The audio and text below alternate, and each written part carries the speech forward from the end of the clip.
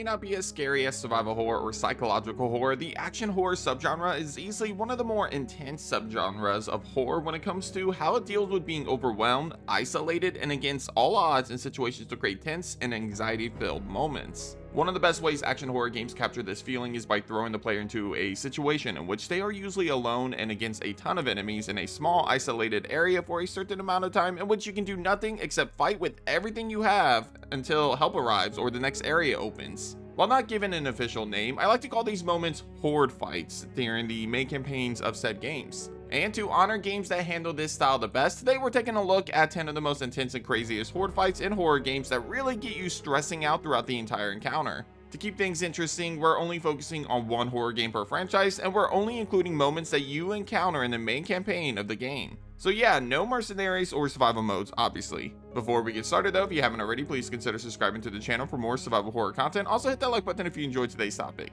Anyway, my name is Ruben with Nerdspace Games, and this is my top 10 most intense horde fights in horror games. Let's get it. Number 10, Shelter Invasion, Parasite Eve 2. As a survival horror RPG, it might surprise you to find a moment from Parasite Eve 2 cracking the top 10 of today's list. However, unlike the first game, Parasite Eve 2 does feature a more freeform mechanic that doesn't lean on the turn-based style of combat featured in the first game. For that reason, combat feels a little more action horror and survival horror versus the role-playing style this time around. And at one point in Parasite Eve 2, there's an onslaught of enemies that come at Ayabrea as she must hold them off while Kyle Madigan infiltrates the shelter. During this sequence, the player is attacked by camel-like creatures known as chasers. These monsters are easily some of the faster enemies in the game, as they can charge towards the player, dealing high damage and knocking them off of their feet in the process. Considering how annoying one of these enemies are by themselves, having to face off against what appears to be an endless wave of them is easily one of the more intense moments of the game.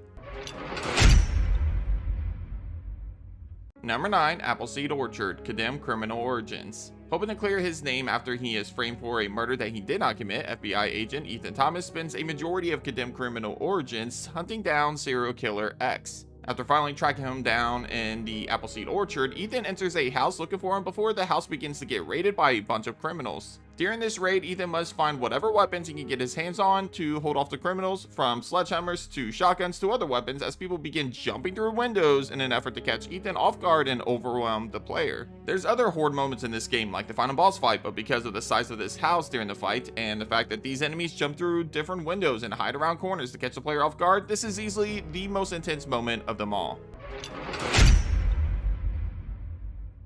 Number 8, Ferry Defense, Dead Island Riptide. Dead Island Riptide may not be the best zombie game out there, hell, it's not even the best Dead Island game, but there's one moment in that game that has your heart pounding more than any other sequence in the entire franchise, the Ferry Defense. For a certain amount of time, the players will need to hold down the fort and protect the ferry dock as a large amount of infected, dozens, hundreds of them even, start swarming the base. In order to stay alive, you'll need to set up defenses to keep the zombies at bay or risk getting overwhelmed within seconds. It's one of the more intense moments of the franchise, and while there are other moments that come close, like Brentwood Sewers of Dead Island 2, the Ferry Defense of Dead Island Riptide is still the moment that sticks out to me as being the most intense horde fight of the entire franchise.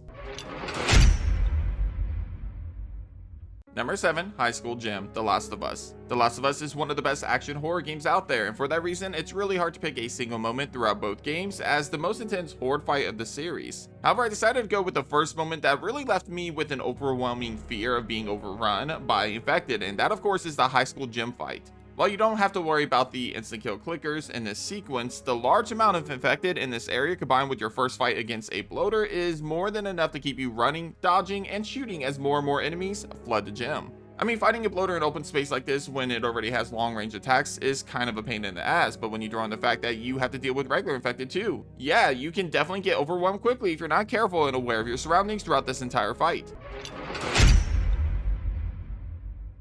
Number 6, Burning House Brawl, The Evil Within. As one of the best action horror games out there, the Evil Within series has multiple sequences in which you have to face off against a horde of enemies while waiting for something to happen or someone to show up and do something. However, one of the more intense and unique experiences between both games is the Burning Building Brawl, in which you and Joseph are trying to escape a swarm of enemies while the building burns around you. I say you and Joseph, but honestly it's mostly you fighting the enemies in this burning building, as Joseph is focusing on unlocking the door to each section of the fight. However, in every single area of this brawl, an endless wave of enemies are constantly jumping through windows, falling from the ceiling, and literally showing up out of nowhere, in which Sebastian must use anything and everything at his disposal, including exploding barrels, to hold off the enemies while Joseph finished unlocking the door. Plus, even though the fire doesn't exactly affect the fight itself, it does provide one of the coolest settings for a horde fight in a horror game, so it gets bonus points for that alone.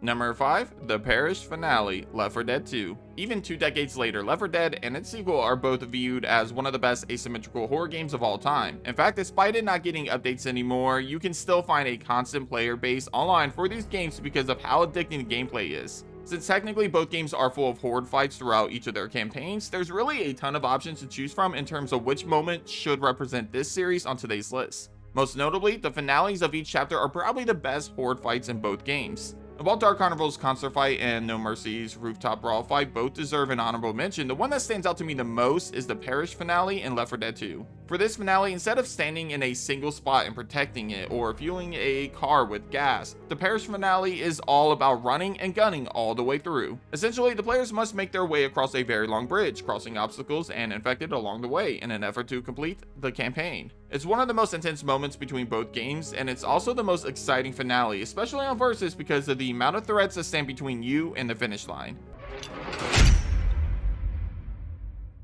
Number 4, the church fight, Dead Space 2. As with many action horror games on today's list, the Dead Space trilogy has a lot of different horde fights scattered throughout the franchise. However, the moment that I found to be the most intense in the entire trilogy is less about the fight itself and more about the atmosphere the player finds themselves in when they are caught in this moment. At one point, Dead Space 2, Isaac gets locked inside of a Church of Unitology. While Isaac has to wait for the door to unlock, he's confronted by a swarm of stalkers, creepy raptor-like enemies that, as the name suggests, stalks the player from a distance before dangerously striking Isaac when he least expects it. Between the sounds that they make, the speed that they have, and how many of them overwhelm Isaac in this moment, it's hard for even the most experienced players to not get terrified and overwhelmed by these dangerous creatures that work really well in a pack to dwindle down your health.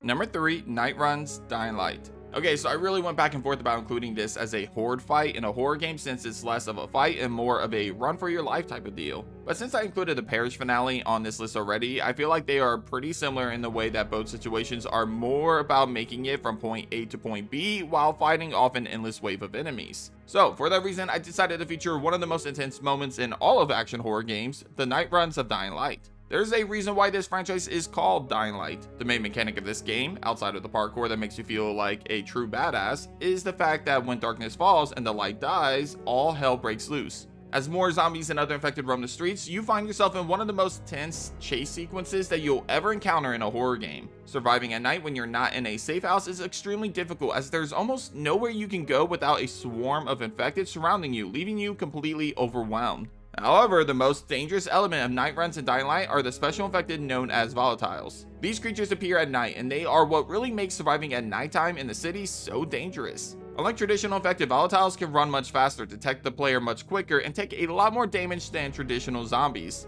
In fact, if spotted by one of these creatures, you usually only have one option: run like hell to the nearest safe room. Seriously, don't get caught outside after dark and get spotted by a volatile, because it'll be game over before you know it.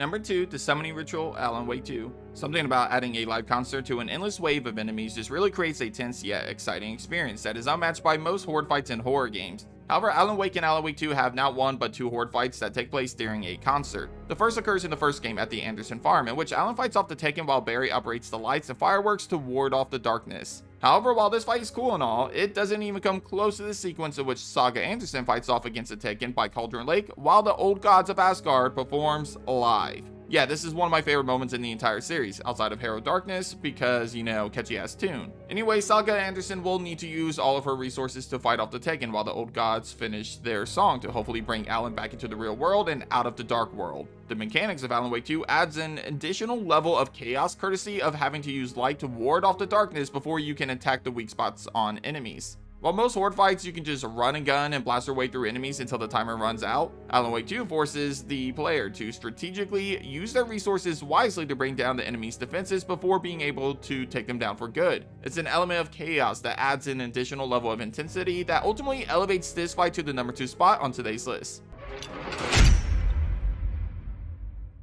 Number 1, Village Fight, Resident Evil 4 and its remake. I mean, can there really be a more iconic, intense Horde fight than the Village Fight of Resident Evil 4? Yeah, this sequence right here made so many players quit the game because of how early this tense encounter was in the game. Seriously, it's one of the first actual fights in the game, which means you are left with very limited resources to hold off this endless wave of Ganados. Yeah, obviously there are other fights and dangerous environments than this village fight in Resident Evil 4, at least on paper. However, in those fights you have a lot more resources, weapons, and experience that pale in comparison to the feeling of anxiety that you get when dealing with the Ganados in the village fight at the start of the game for the first time. However, on top of trying to hold off the Ganados in a single house or running away from them by circling the village, there's another more dangerous factor in this fight: Dr. Salvador. This chainsaw maniac moves faster than the rest of the Ganados, and if he manages to reach Leon, he can instantly kill you. Sure, the remake of Resident Evil 4 has the parry system that can make avoiding the instant kill situations from him easier, but even with that mechanic, you still need to nail the timing down or you're done for. And again, since you only have a handgun, shotgun, and maybe some grenades, killing him is not a feasible option, and more than likely you'll need to keep running from him until the bell sounds. The Village Fight of Resident Evil 4 essentially inspired this list because it's the Horde fight that most horror gamers remember the most. Sometimes you don't need the hardest fight to be the most intense. The lack of resources and experience can make the entire sequence much more intense than even some of the deadliest fights in all of horror games.